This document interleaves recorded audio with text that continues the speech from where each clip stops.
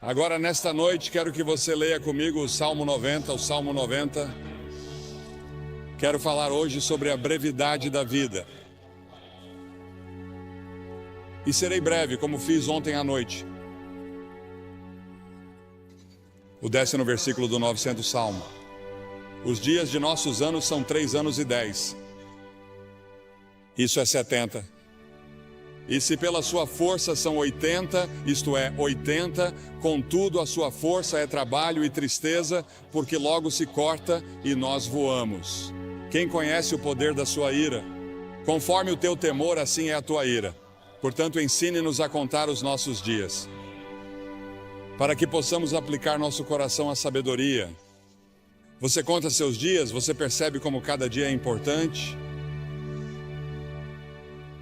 Pense nisso. Deus disse que se você viver até os 70 anos, poderá viver até os 80. E as Escrituras dizem que se você viver até os 80 anos, é provável que tenha muito trabalho, tristeza, problemas e dificuldades. Ouvi falar de um passageiro de trem que estava distribuindo charutos, porque o trem de onde moro chegou no horário pela primeira vez em muito tempo. Isso foi há vários anos. O condutor disse que não poderia aceitar um charuto. Por quê? Ele disse, porque este é o trem de ontem.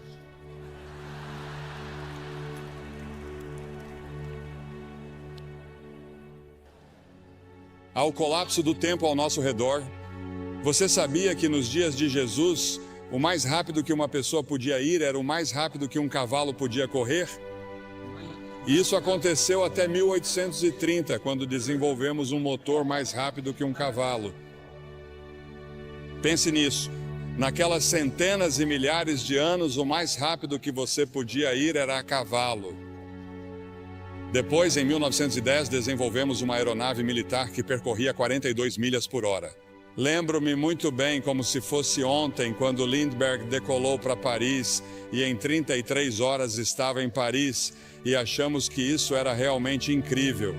Hoje em dia entramos em um Concorde, ou algumas pessoas o fazem, e chegam lá em 3 horas e meia.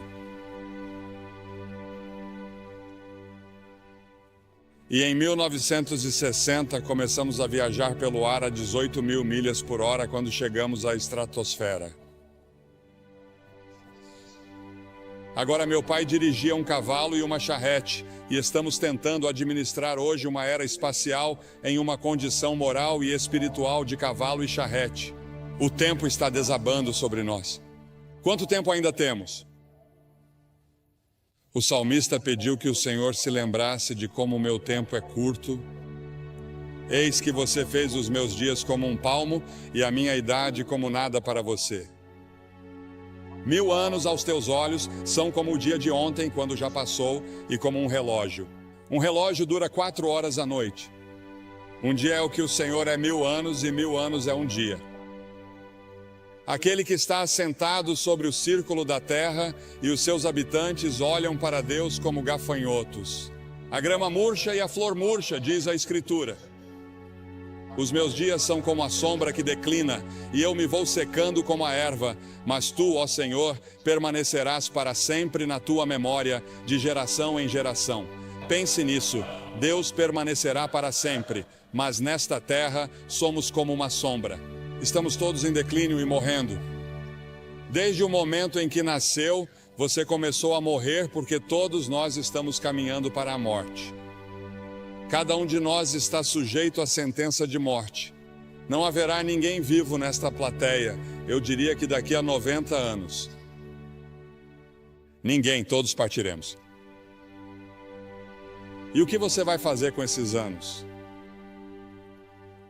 Cada ser humano tem exatamente o mesmo número de horas e minutos todos os dias. Você sabe quantos minutos há em um dia? Você sabe quantas horas há em uma semana? Agora, se você viver até os 70 anos, seus primeiros 15 serão na infância ou na adolescência. Você passa 20 anos na cama. Os últimos 5 anos são de limitações físicas e você está reduzindo suas atividades. Isso significa que você só tem 30 anos para todo o resto, 30 anos para viver.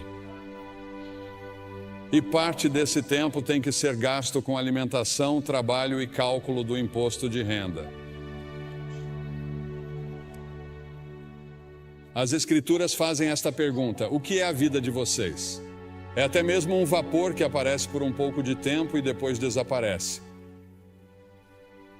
O mais velho de nós não viverá muito tempo. Nosso tempo já está nas mãos de Deus.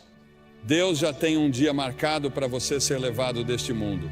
Você pode estar envolvido em um acidente. Pode ser um câncer, pode ser um ataque cardíaco. Seja o que for, já está definido. E as Escrituras dizem que ao homem está ordenado morrer uma vez, e depois disso, o julgamento.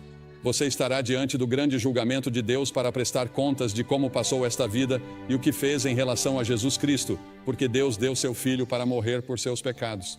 Porque, como você vê, somos todos pecadores. Todos nós temos a mesma doença. Não me importa a cor da pele de vocês. Deus não olha para a cor da sua pele. Deus olha para o seu coração e vê que você tem uma doença espiritual no coração, e essa doença espiritual no coração se chama pecado. E todos nós somos pecadores. Isso significa que violamos as leis de Deus, desobedecemos a Deus, nós nos rebelamos contra Deus, e por termos nos rebelado contra Ele, teremos de enfrentar um julgamento. E Ele vai dizer: afastai-vos de mim. Nunca te conheci. É interessante para mim que as pessoas ricas não possam comprar mais horas. Os cientistas não podem inventar novos minutos. Você não pode nem mesmo economizar tempo para gastá-lo em outro dia. Você tem pouco tempo hoje. Diz que quer guardar para amanhã. Não pode fazer isso. Há urgência no tempo. A Bíblia diz: redimam o tempo porque os dias são maus. Os dias são muito ruins. Olhamos para nossos jornais e não conseguimos acreditar em todos os assassinatos, estupros e problemas raciais, todas essas coisas no mundo todo. Sim, os dias são maus e temos uma grande tarefa pela frente se quisermos que esta terra seja poupada por muito mais tempo. As Escrituras dizem que devemos redimir o tempo. É uma frase do mundo dos negócios. Significa comprar o tempo. Ouvi falar de pessoas que dão o dízimo de seu tempo. Devemos dar o dízimo de nosso dinheiro. 10% do nosso dinheiro pertence a Deus, se você for cristão. Mas podemos dizimar seu tempo. Reserve 10% do seu tempo e diga: Senhor, isso é seu para o estudo da Bíblia, para a oração. Você diz que passamos muito tempo nas rodovias, indo e voltando, e nas interestaduais, presos no trânsito. Você sabe, inventamos todas essas coisas modernas para economizar tempo, mas temos menos tempo do que nunca.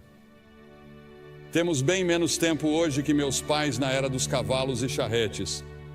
No entanto, temos automóveis e aviões velozes, e estamos correndo de um lugar para outro como loucos. E a maioria de nós não sabe o que fazer ao chegar lá.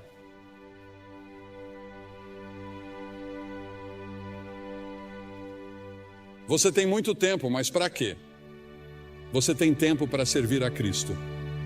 Você tem tempo para viver conforme sua vontade. Você tem tempo para obedecer a Ele. Você já fez como o salmista disse em 31:15 e se colocou à disposição de Deus quando ele disse: meus tempos estão em suas mãos.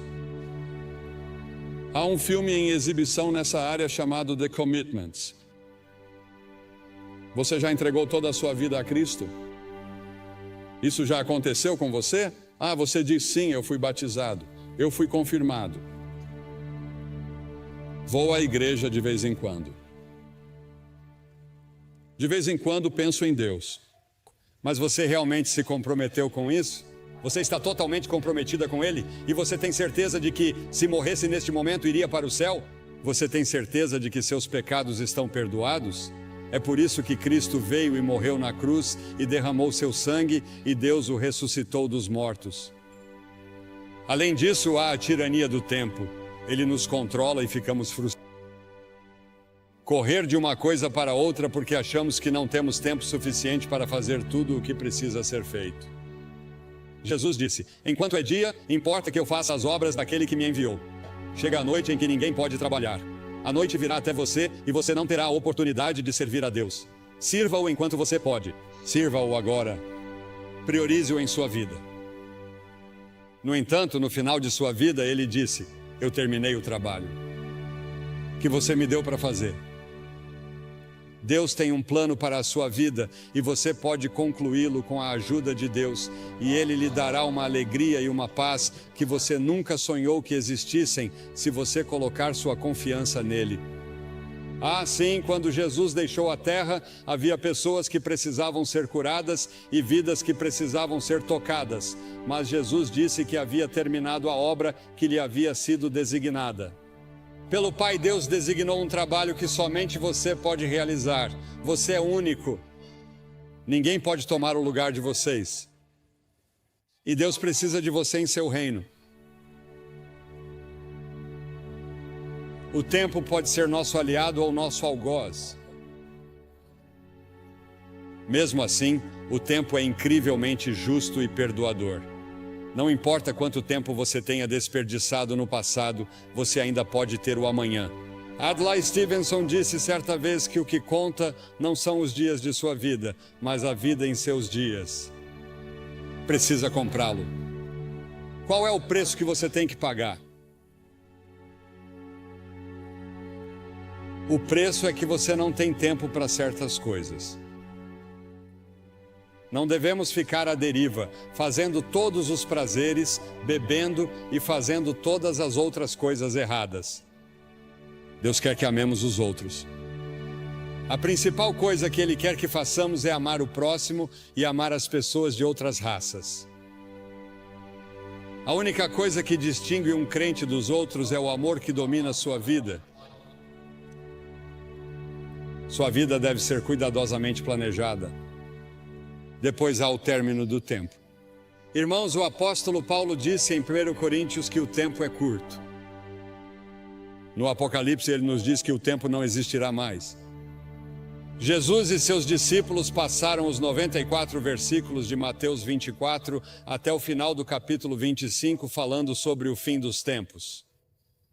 Ao nos aproximarmos do fim dos tempos, lemos em Apocalipse 12 que o diabo estará freneticamente ativo, porque sabe que seus dias estão contados.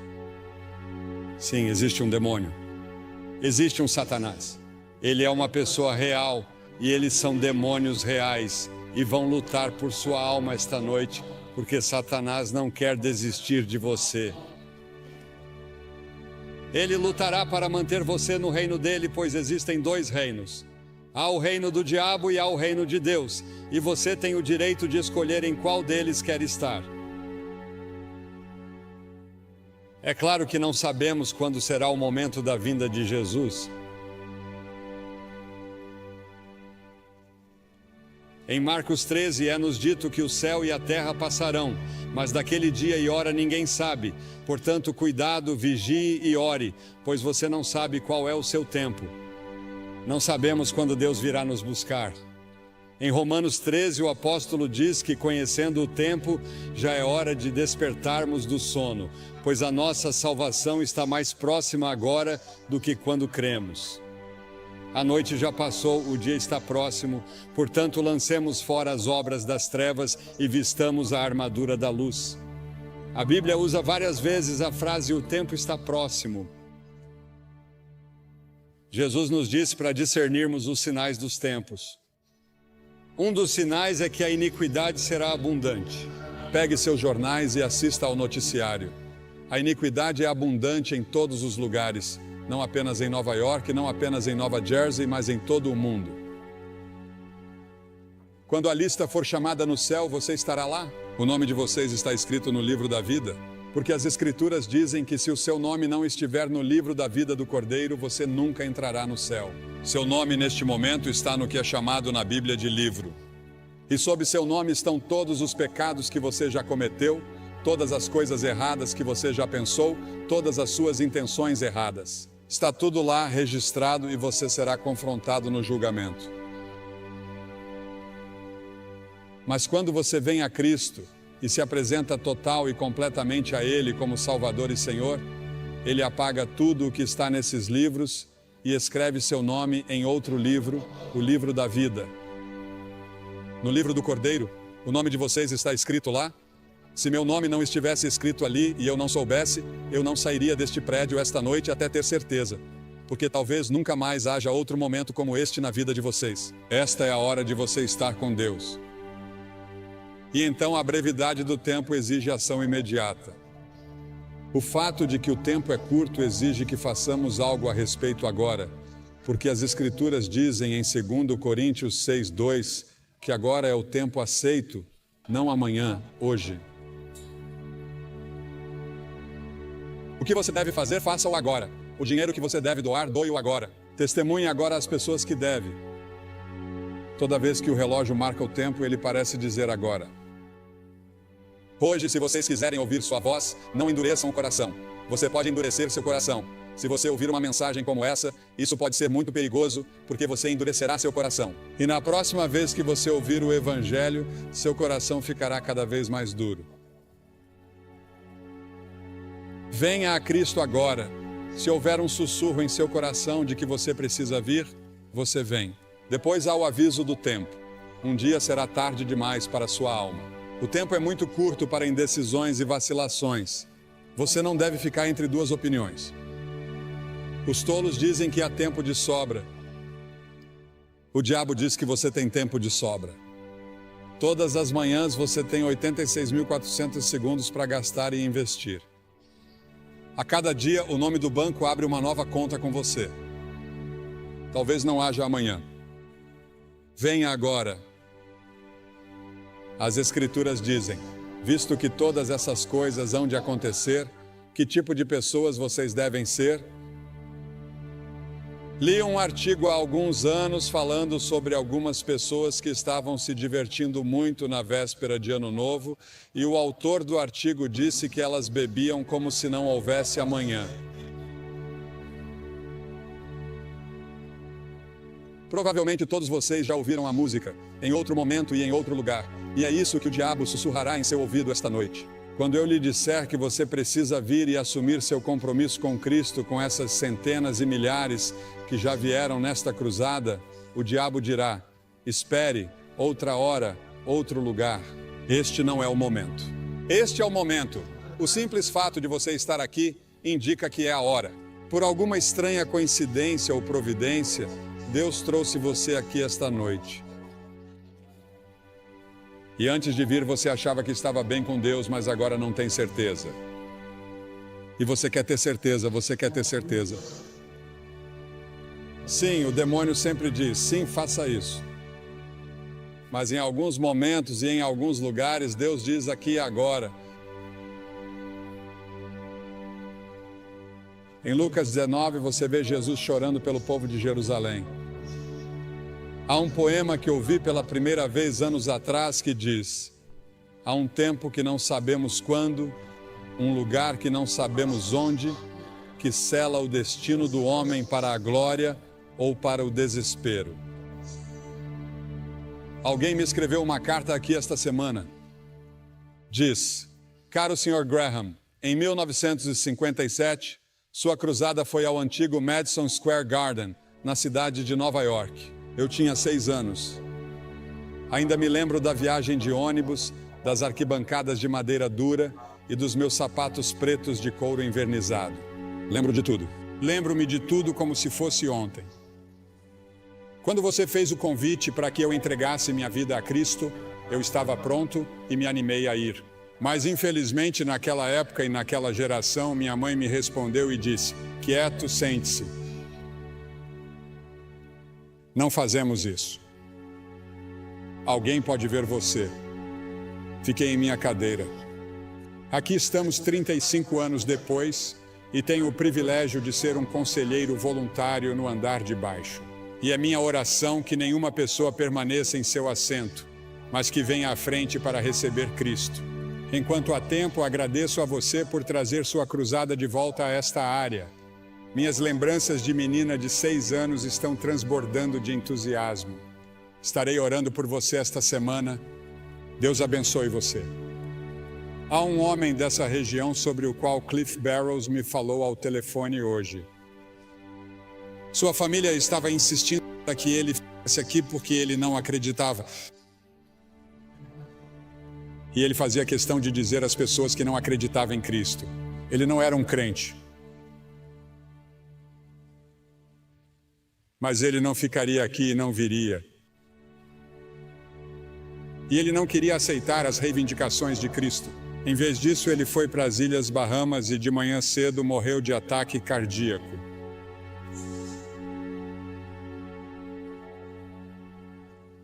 Para ele agora é tarde demais. Sua decisão está tomada. E quanto à sua decisão? Você vai dizer sim ou não às afirmações de Cristo? Cristo morreu por você, ressuscitou, e então o que você tem de fazer? Você precisa primeiro se arrepender de seus pecados. Isso significa que você diz: Senhor, sou um pecador. Sinto muito por meu pecado. Estou disposto a mudar meu estilo de vida. Quero segui-lo e servi-lo. E entrego minha vida a você esta noite, ou rededico minha vida a você esta noite. Preciso de você, Senhor, e quero assumir meu compromisso nesta noite. Nessa cruzada, nunca mais estaremos neste auditório. E você está aqui esta noite. Vou pedir que você se levante do seu assento na varanda. Isso levará 1 minuto a mais, portanto, comece agora. Venham e fiquem todos na frente, na minha frente, na frente do pódio.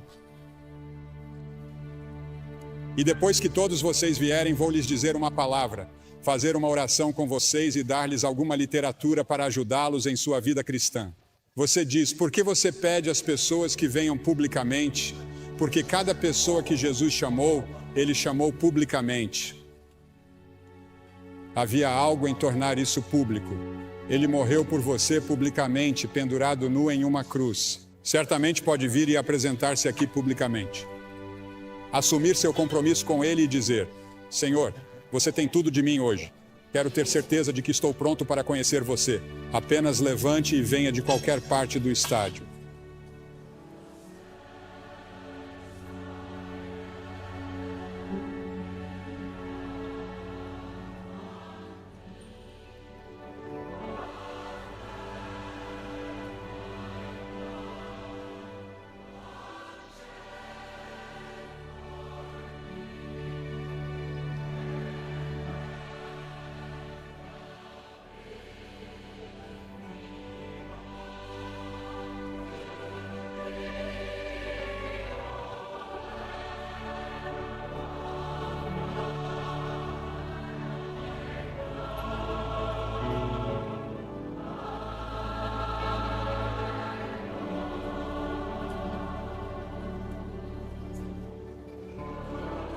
Enquanto muitos outros ainda estão chegando, quero dizer uma palavra a vocês que talvez estejam assistindo pela televisão, porque esses cultos estão sendo gravados em fita para serem exibidos no final deste ano ou no início do ano que vem. E muitas pessoas têm assistido à televisão e você tem pensado em como o tempo está passando rápido. Parece que foi ontem que você era um garotinho ou uma garotinha e o tempo voou. Talvez esteja num quarto de hotel ou num bar.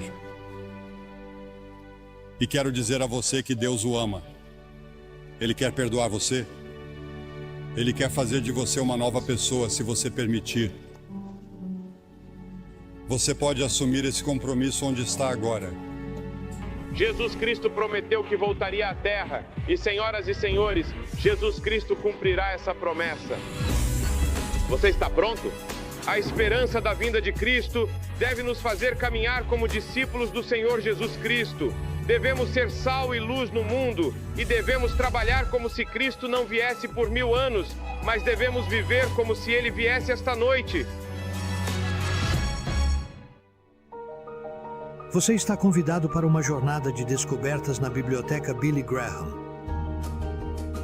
Refaça a trajetória de Billy Graham, de humilde fazendeiro a embaixador internacional do amor de Deus por meio de multimídia, fotos e memorabilia. Mas o fruto do Espírito é o amor.